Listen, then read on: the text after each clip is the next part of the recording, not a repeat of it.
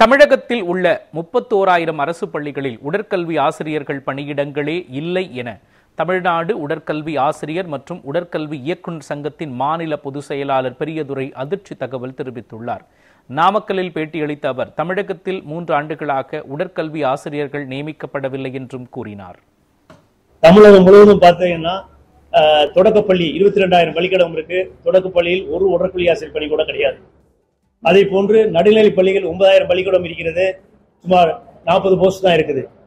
High school, higher secondary school 7,000 பள்ளிக்கூடம் இருக்கு. அங்க 6,500 போஸ்ட் தான் இருக்குது. எனவே அந்த இல்லாத பள்ளிக்கூடங்களில் மாணவர்கள் விளையாடவில்லை. குறிப்பாக ஹையர் செகண்டரி ஸ்கூல், ஹைஸ்கூலே 2,000 பள்ளிக்கூடத்தில் உடற்கல்வி ஆசிரியர் இல்லை என்பதை அரசாணை 150 அரசாங்கமே தெரிவித்துள்ளது. 2,000 பள்ளிக்கூடத்தில் உடற்கல்வி ஆசிரியர் பணியிடமே இல்லை என்று. எனவே இப்போ நம்ம பக்கத்து அண்டை மாநில நாடை எடுத்துக்கொண்டால் சீனாவில் 8 வயசுலேருந்து பிராக்டிஸ் கொடுத்து 10 வயசுக்குள்ள ஒலிம்பிக் பையன் தயாராகி விடுகிறார்கள். ஆனால் நமக்கு 6ஆம் வகுப்பு என்பது 10 வயசு ஆகிவிடுகிறது. 10 வயசு வரை அந்த மாணவர்களுக்கு 1 to 5 உள்ள மாணவர்களுக்கு உடற்கல்வி போதிப்பதற்கு உடற்கல்வி ஆசிரியர் இல்லை. அந்த 1 to 5 மாணவர்களுக்கு மூவ்மெண்ட் எஜுகேஷன், அது ஆரம்ப அந்த உடற்கல்வியை கற்றுக் கொடுப்பதற்கு உடற்கல்வி ஆசிரியர் அனைத்து பள்ளியில் நியமிக்கப்பட வேண்டும் என்பது எங்கள் சங்கத்தினுடைய நீண்ட நாள் கோரிக்கை.